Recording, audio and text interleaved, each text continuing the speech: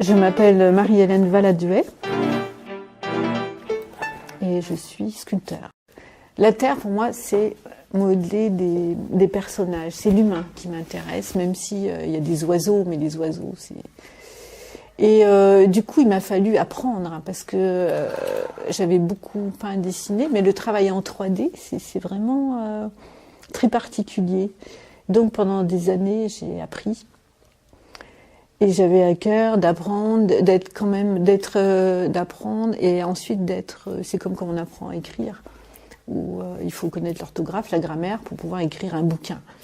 Mais là, donc, il me semble depuis tout ce temps, ça va. J'arrive à être à peu près. Ouais, c'est ça. De trouver une fluidité. Ce qui m'intéresse, c'est de trouver une fluidité dans les formes et que ce soit pas trop dit.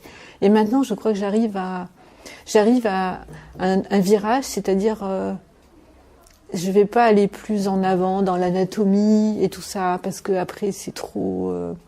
je veux pas que ce soit trop dit. Et maintenant, il faut que j'apprenne peut-être à défaire ce que j'ai appris ou à épurer plus et à être dans quelque chose de fort mais inachevé. Ça, c'est compliqué. Et ce qui m'intéresse tout de même dans les modelages que je fais, c'est il faut que ce soit vivant. Il y a vraiment un truc avec le côté vivant. C'est-à-dire qu'il faut qu'il y ait une présence forte et en même temps sobre.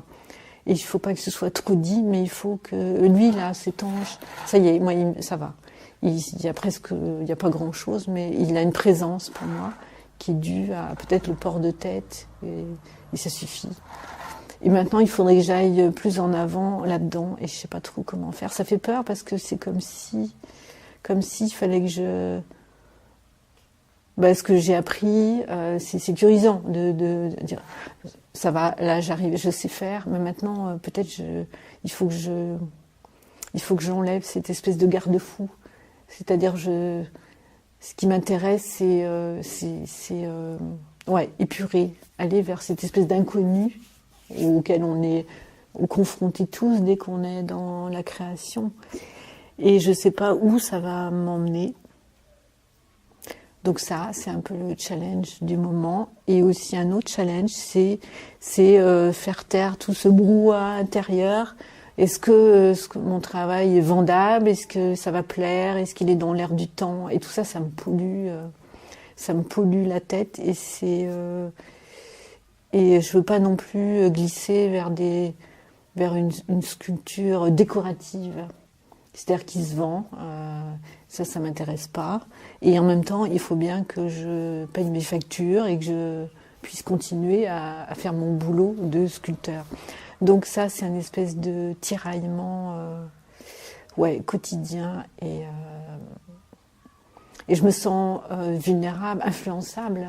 D'autant plus que quand je vends pas mes sculptures, quand mes sculptures se vendent pas, c'est comme si du coup elles perdaient leur. Il y a une histoire de légitimité qui est fausse. Ça me pollue énormément. Parce que pour travailler, moi j'ai besoin de faire silence et de pas être trop à l'écoute du monde.